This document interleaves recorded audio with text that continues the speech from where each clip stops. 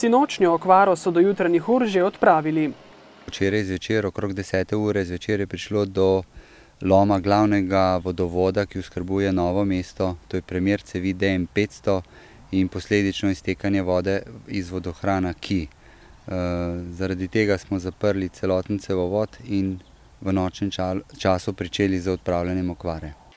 Zaradi popravila je bila motena preskrba z vodo na mestnih nivah in višje ležečih predelih Bršljina. Dopoldne pa nov udarec. Prišlo je še do okvare v Ločni pri gasilsko-reševalnem centru. Tukaj je cevovod DN250, ki je v času popravila okvare oskrboval celotno Novo mesto iz strani težke vode. Očitno je bil cevovod preobremenjen. Kot vidite, v ozadju so cevi azbest cementne, ki slabo prenašajo premike zemlje zaradi razsuševanja.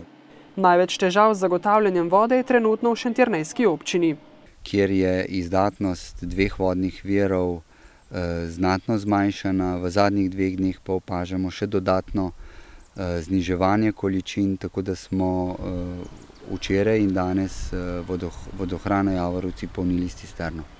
Še enkrat več pa Komunala opozarja, da še vedno velja ukrep racionalne rabe pitne vode. Do preklica je tako prepovedano uporabljati pitno vodo za zalivanje, pranje vozil in polnjenje bazenov.